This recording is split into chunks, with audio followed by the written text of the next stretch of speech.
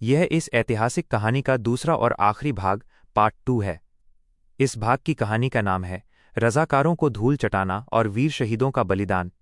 आप अपने एग्जाम में इन 5 मुख्य दृश्यों पॉइंट्स को कहानी की तरह आसानी से लिख सकते हैं। दृश्य 1, केम्भावी का महासंग्राम और शरणगौड़ा पर इनाम। कहानी का अगला हिस्सा, सिंदगी कैंप के हीरो सरदार शरणगौड़ा इनामदार रज़ाकारों और निज़ाम सरकार के लिए सबसे बड़ा सिरदर्द बन चुके थे। निज़ाम के पुलिस अफसर पीएसआई ने केम्भावी गांव के बोमनहल्ली गौड़ा के घर में अपना डेरा डाल दिया। उनका एक ही मकसद था, शरणगौड़ा को पकड़ना। निज़ाम सरकार ने ऐलान किया था कि जो शरणगौड़ा को जिंदा पकड़ेगा उसे 30,000 रुपये और जो मारकर शव लाएगा उसे 10,000 रुपये का इनाम मिलेगा। बोमनहल्ली गौड़ा के वफादार लोगों ने ये गुप्त खबर चुपके से देशभक्तों के कैंप तक पहुंचा दी। खबर मिलते ही शरणगौड़ा अपने साथियों के साथ आधी रात को पुलिस के ठिकाने पर टूट पड़े और वहां हैंड ग्रेनेड बम फेंक दिया। अचानक हुए इस धमाके से निज़ाम के पुलिस वाले डरकर अपनी बंदूकें और घोड़े छोड़कर दुम दबाकर भाग गए। इसके बाद देशभक्तों ने कई गांवों को निज़ाम के चंगुल से आज़ाद करा लिया। दृश्य 2, भीमा नदी को पार करना और केम्भावी पर दोबारा कब्जा। कहानी में नया मोड़। 19 मार्च 1948 को युगादी, नया साल के त्योहार का दिन था। सिंदगी कैंप के वीर योद्धा अफजलपुर की तरफ बढ़ रहे थे। रास्ते में भीमा नदी थी, जिस पर तब कोई पुल नहीं था। जब ये वीर आधी रात को नदी के बीचों बीच पानी में थे, तभी अचानक नदी के किनारे से कुत्तों के भौंकने की आवाज़ आई। सामने खड़े लोगों ने टॉर्च बैटरी जलाई, जिससे वीरों को रास्ता दिख गया। नदी पार करते ही इन जांबाजों ने वहां के पुलिस स्टेशन और तहसील दफ्तर पर कब्जा कर लिया।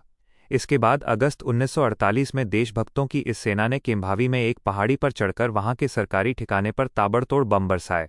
वहां 100 पुलिस वाले मौजूद थे, फिर भी जीत हमारे स्वतंत्रता सेनानियों की हुई।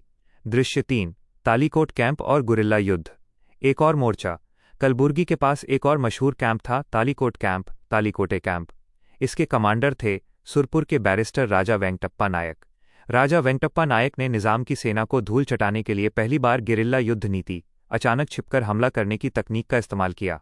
इस कैंप के वीर विरूपाक्षप्पा गौड़ा पाटिल ने 25 लड़कों की टीम बनाकर मलनूर और नेलोगी गांवों में निज़ाम के शासन को उखाड़ फेंका। लेकिन एक भीषण लड़ाई में विरूपाक्षप्पा और उनके दामाद महानंत गौड़ा वीरगति शहीद को प्राप्त हो गए। क्रूर रजाकारों ने लोगों के दिलों में खौफ पैदा करने के लिए इन शहीदों के शवों को सुरपुर की सड़कों पर घुमाया, लेकिन जनता डरी नहीं, बल्कि उनका हौसला और बढ़ गया। दृश्य 4, वोक्ट्री और केसर जवलागा कैंप की आंधी। कहानी का विस्तार। वोक्ट्री कैंप, इसके कमांडर अन्नाराव वीरभद्रप्पा पाटिल थे।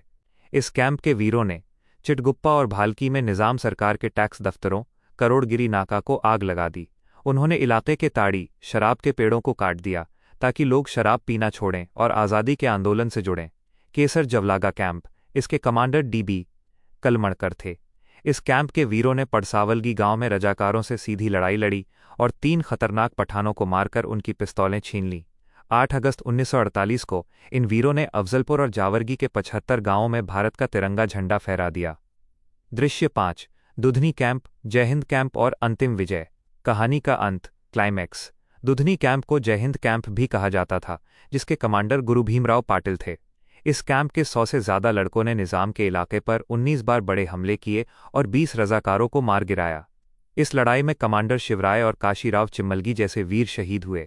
अंत में गौड़गांव और मादना हपे छोटी ई की मात्रा आधा पपा एक्सटेंडेडरगा कैंप के वीरों ने मिलकर यरसंगी गांव को रज़ाकारों से पूरी तरह आज़ाद कराया और सैकड़ों रज़ाकारों का खात्मा किया।